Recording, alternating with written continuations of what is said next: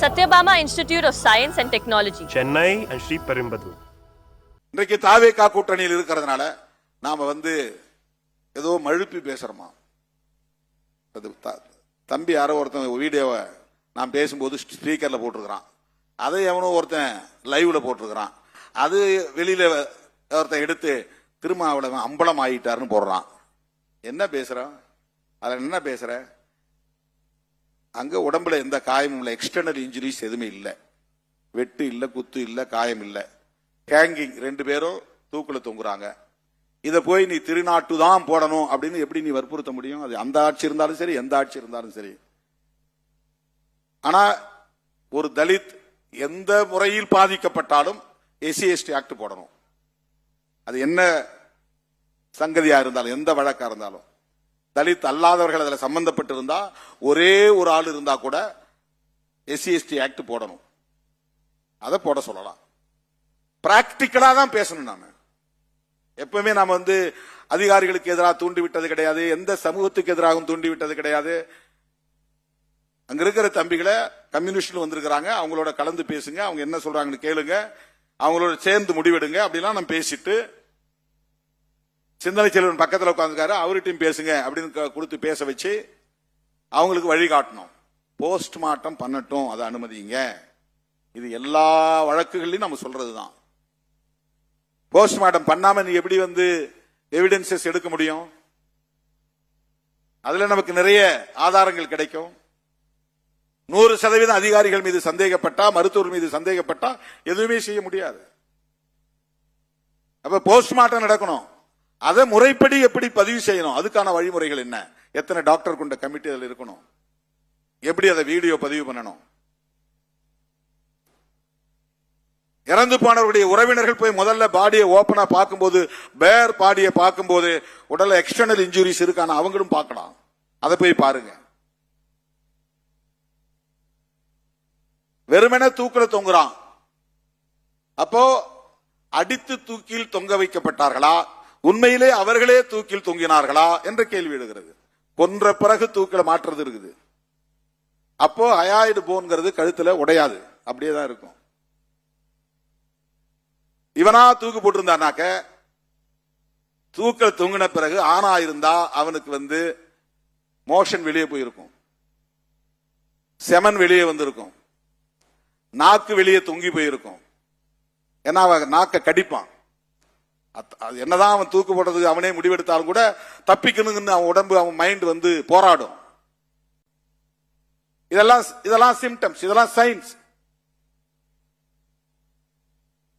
இதெல்லாம் பார்க்கணும்னா போஸ்ட்மார்ட்டம் போகணும். எத்தனை மணி நேரத்துக்கு முன்னாடி இறந்த பாடி அப்படிங்கறத கண்டுபிடிச்சிருவான். ரிகர் மார்டிஸ் அப்படின்னு ஒண்ணு இருக்கு, உடம்பெல்லாம் விரைச்சுங்க, அப்படியே உடனே விரைக்காது. அது விரைச்சிருந்துச்சுன்னா இது இப்ப சாவுல இத்தனை மணி நேரத்துக்கு முன்னால சேர்த்து இருக்கிறான் அப்படின்னு கண்டுபிடிச்சிட முடியும். கண்ணுடைய பீப்பிள், அந்த கரு விழி இருக்கு பாருங்க, அது ஒரு குறிப்பிட்ட நேரம் வரையிலும் அப்படியே இருக்கும், அதுக்கப்புறம் தான் அது டைலைட் ஆகும். அது டைலைட் ஆயிருக்கா, அப்படியே இருக்கா, அந்த காலத்தை வச்சு கண்டுபிடிப்பாங்க. இதெல்லாம் ஃபாரன்சிக் மெடிசின்ல இருக்கிற விஷயங்கள். இப்ப இதையெல்லாம் பார்க்கணும்னு சொன்னாக்க போஸ்ட்மார்ட்டம் பண்ணணும். அவன் குடிச்சிருந்தா இறைப்பையில ஆல்கஹால் இருக்கும், ஆல்கஹால் இருக்கான்னு பார்ப்பாங்க. பாய்சன் இருக்கும், பாய்சன் இருக்கான்னு பார்ப்பாங்க. இதெல்லாம் ரூல்ட் அவுட் பண்ணணும். இவ்வளவும் செஞ்சாதான் நீ அதை மர்டராங்கிறத உறுதிப்படுத்த முடியும். அப்ப போஸ்ட்மார்ட்டமே பண்ண விட மாட்டேன் அப்படின்னா அது சரியான அணுகுமுறை கிடையாது. அது முரட்டுத்தனமான ஒரு அரசியல். அது இப்ப நான் போய் போஸ்ட்மார்ட்டம் பண்ணு அப்படின்னு சொன்னதை வச்சுக்கிட்டு நாம ஏதோ பேரம் பேசுறோம், அதை பண்றோம், இதை பண்றேன்னு மீடியாவில் கேவலமா எழுதுறாங்க. சோசியல் மீடியா பக்கம் போகாமல் இருந்தாலே நாம் உருப்பட்டு விடுவோம், கட்சி உருப்பட்டு விடும். ஏன்னா அங்க எல்லாம் கழிசடைகள் தான் நிறைய இருக்கிறான். அற்பர்களும் பதர்களும் தான் அங்கே குவிந்து கிடக்கிறார்கள். நம்முடைய வளர்ச்சியை பிடிக்காதவர்கள் அங்கே அவதூறுகளை பரப்புகிறார்கள். எப்படா இவன் மட்டும், இவன் கூட வந்தவன் பூரா காலியா போயிட்டான், இவன் மட்டும் நிக்கிறானே. இந்தியா முழுக்க எல்லாரும் நாம சொல்லல, அவங்களா சொல்றான். எனக்கு அதுக்கப்புறம் தான் தெரியுது, கிங் மேக்கர் திருமான்னு போடுறான். நானா போட சொன்னேன்? காலம் தீர்மானிக்கிறது. விஜய் தீர்மானிக்கல, நான் தீர்மானிக்கவில்லை, காலம் தீர்மானிக்கிறது. காங்கிரஸ் கடைசியா முடிவு பண்ணிருந்தா காங்கிரஸ் தான் கிங் மேக்கர். அவங்க முதல் நாளே போயிட்டாங்க. நமக்கு பின்னால கம்யூனிஸ்டுகள் முடிவு பண்ணியிருந்தா அவங்க தான் கிங் மேக்கர். நமக்கு முன்னால அவங்க போயிட்டாங்க. நாடே எதிர்பார்த்து கொண்டு திருமாவளவன் என்ன முடிவு பண்ண போற? ஏன்னா இன்னும் தேவை 2 தான். Only 2 seeds. 107 112 ஆச்சு, 112 116 ஆச்சு, 118க்கு 2 தான் வேணும். இந்த 2 திருமாவளவன் கையில இருக்கு. திருமாவளவன் எஸ்னார்னா பதவி ஏற்பு, இல்லன்னா அப்புறம் அந்த 2 பேரை வேற எங்கேயாவது பிடிக்கணும். மறுபடியும் அதிமுக கூட்டணிக்கு போகணும். அது போகக்கூடாது. ஐயுஎம்ல பிடிக்கணும், இல்லைன்னா விசிகே பிடிக்கணும். ஐயுஎம்எல் 70 ஆண்டுகளா திமுக கூட்டணியில் இருக்கிறவங்க, அவ்வளவு சீக்கிரம் அவங்க வெளியே வரமாட்டாங்க. அப்ப இந்த ஒரு ஆள் தான் முதல்ல நாம வீழ்த்த வேண்டிய ஆள் அப்படின்னு அவங்க கணக்கு போடுறாங்க. நம்மள வாங்க நாங்க வச்சிருக்கிறோம் கூப்பிட்டோமா? இல்ல. நாங்க இதை தந்தா இதை தாங்க அப்படின்னு நம்ம பேசணுமா? இல்ல. இதை எல்லாவற்றையும் காலம் தீர்மானிக்கிறது.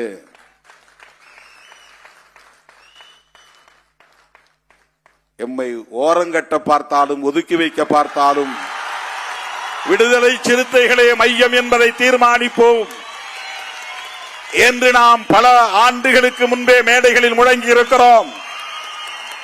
நீ தலித் இயக்கம் என்று எங்களை பார்க்கலாம், திருமாவளவன் ஒரு தலித் என்று நீங்கள் ஒதுக்கலாம், 2 சீட்டு தானே என்று அலட்சியப்படுத்தலாம். ஆனால் காலம் எங்கள் பக்கம். அதனால்தான் இதை திருமா காலம் என்று நாங்கள் சொல்லுகிறோம். இது ஆணவத்தோடு சொல்லவில்லை, அகந்தையோடு சொல்லவில்லை. 25-30 ஆண்டுகளாக தாக்கு பிடித்து நிற்பதே ஒரு ஆளுமையின் அடையாளம், ஒரு லீடர்ஷிப்புக்கான அடையாளம். அது நான் ஆசைப்பட்டிருந்தால், அங்கும் இங்கும் ஊசலாடி இருந்தால் எப்போதே நான் வெளுத்து போயிருப்பேன், அம்பலப்பட்டு போயிருப்பேன், ஓரங்கட்டப்பட்டிருப்பேன். ஆனால் வஞ்சகம் நிறைந்த, சூது சூழ்ச்சி நிறைந்த இந்த அரசியல் களத்தில் 25 ஆண்டு காலம் தேர்தல் அரசியல் களத்தில் தாக்குப்பிடித்து நிற்கிறோம் என்று சொன்னால் நம்முடைய அரசியல் உத்திகளும் அரசியல் நேர்மையும் தான் காரணம். ஆகவே காலம் இதை தீர்மானித்திருக்கிறது. தோழர்களே, ஏற்ற தாழ்வுகள் அரசியலில் எப்போதும் வழமையானதுதான், வெற்றி தோல்வி வழக்கமானதுதான். ஆனால் வெற்றி தோல்விகளை கண்டு முடிவெடுக்காமல் உண்மையிலேயே எந்த நோக்கத்திற்காக இயக்கத்தை நாம் உருவாக்கினோமோ அந்த நோக்கத்தில் நாம் உறுதியாக இருக்க வேண்டும். அதுதான் முதன்மையானது.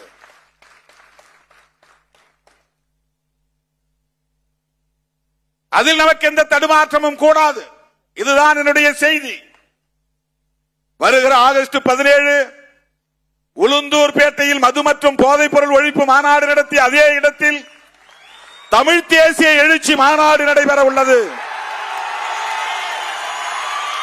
குறைந்தது 10 லட்சம் பேர் திரளுகிற மாநாடாக அந்த மாநாடு நடைபெற வேண்டும்.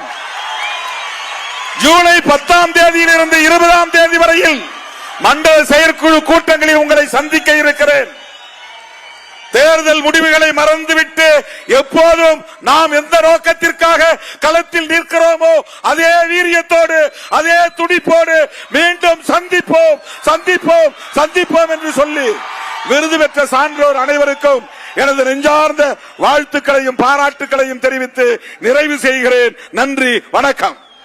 Satyabama Institute of Science and Technology, Chennai and Sri Perumbudur.